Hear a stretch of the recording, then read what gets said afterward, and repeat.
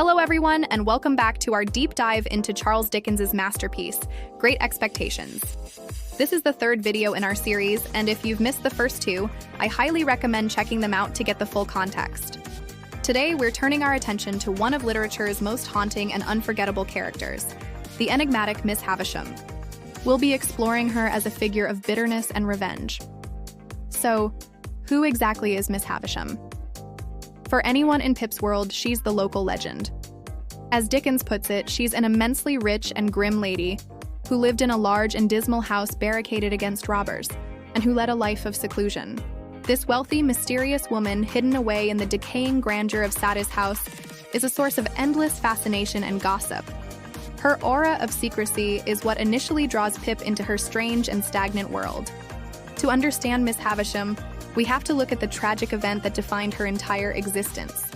Her backstory is one of profound heartbreak and betrayal. On what was supposed to be her wedding day, she was cruelly abandoned at the altar by a man named Compeyson.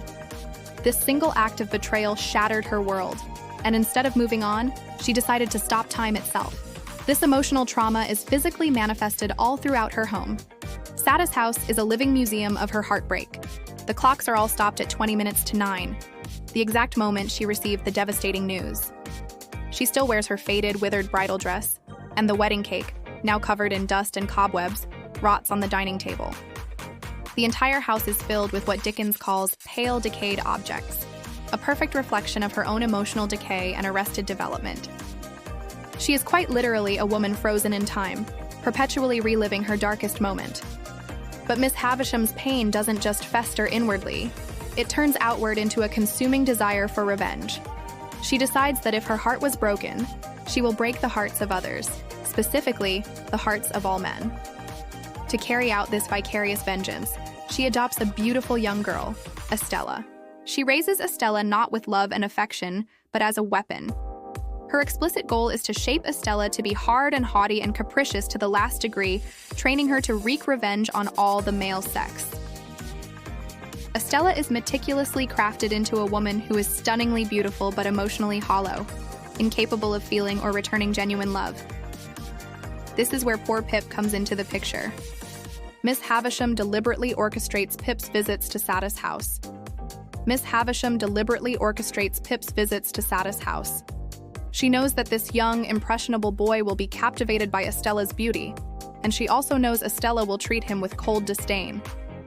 She takes a cruel, almost sadistic pleasure in watching Pip fall deeper and deeper in love, knowing it will only lead to his suffering. In one of the most chilling moments, she grabs Pip and whispers fiercely, "Love her, love her, love her." She is fully aware of the pain she is inflicting, and she revels in it. She is using Pip as a pawn in her long gestating game of revenge, perpetuating the cycle of bitterness that has consumed her own life. It's also worth noting the toxic environment that surrounds Miss Havisham, which only adds to her isolation. Her relatives, described as poor and scheming, are constantly circling like vultures waiting for their inheritance.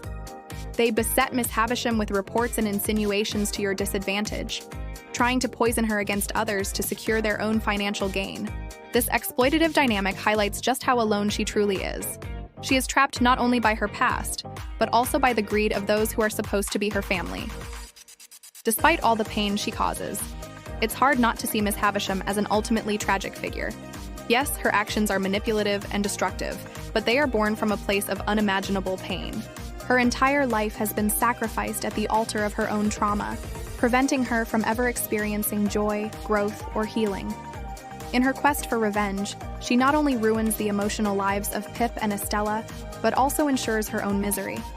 She is a prisoner of her own making, locked away in the crumbling mansion of her own broken heart. Towards the end of the novel, we see the first cracks appear in her armor of bitterness. When Pip finally confronts her and reveals that his true benefactor was Magwitch, not her, she seems genuinely shocked. For the first time, she sees Pip not as a tool for her revenge, but as a person who has been deeply hurt. Dickens writes that she looks at him with a flicker of pity and remorse. This dawning realization is intensified when she witnesses Estella's coldness firsthand. Seeing the cold, unfeeling woman she has created, she finally understands the true extent of the damage she has done. In a desperate, frantic state, she begs Pip for forgiveness. "What have I done? What have I done?" she cries, finally acknowledging the cruelty of her actions. Her attempt to make amends by offering to financially support Pip's friend Herbert Pocket is a genuine gesture towards redemption. It's her first selfless act in decades. However, this moment of clarity is tragically cut short. Shortly after Pip leaves, her decaying wedding dress catches fire. The flames that engulf her are powerfully symbolic. They represent the passionate, all-consuming bitterness and regret that have burned within her for so many years, finally consuming her entirely. It's a devastating end for a character who, in her final moments, was just beginning to seek the light. Miss Havisham remains one of Dickens's most complex and compelling characters, a chilling portrait of how trauma, if left to fester, can poison a life and the lives of everyone around it.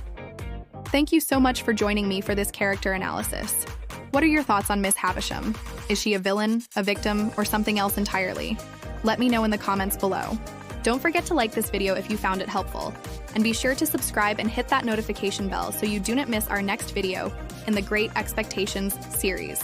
Don't forget to like this video if you found it helpful, and be sure to subscribe and hit that notification bell so you do not miss our next video in the Great Expectations series.